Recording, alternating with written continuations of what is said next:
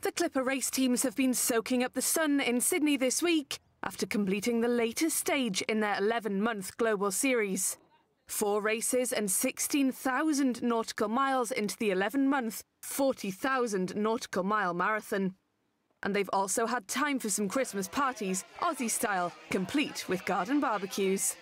Being halfway around the world from St Catherine's Dock and actually sailing into Sydney and being in second place as well is a wonderful thing. Catching up with family and friends here obviously is a great thing, and I really appreciate it.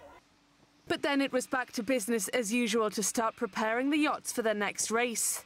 They are hauled out of the water to have their hulls inspected, cleaned and new anti-fouling applied. Race 5 sees the whole fleet entered in the Bluewater Australian Classic, the Rolex Sydney Hobart. The traditional Boxing Day start kicks off 3 to 4 days of intense racing over 628 very challenging nautical miles. The 12-strong Clipper race fleet comprises more than 10% of the 109 registered entries.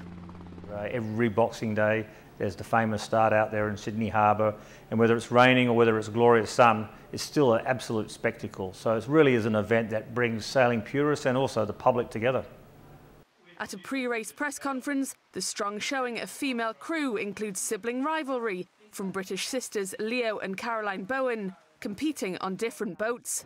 Well, it's fantastic. It's amazing. It's wonderful to share this with Leo.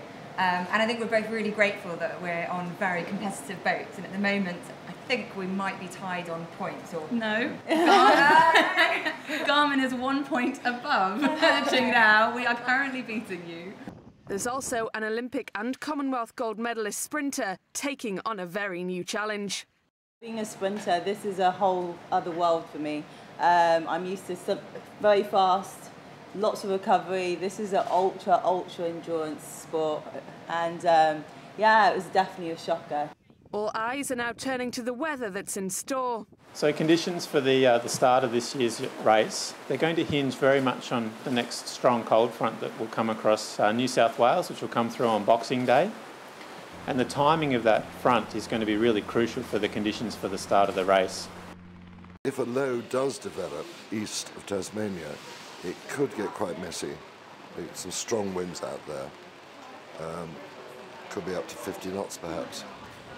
For us, if we've still got a relatively strong northeaster coming for the start, it'll be quite difficult for us to get out of the harbour with the setup of the boats and it being so busy with dirty wind as such from lots of other yachts.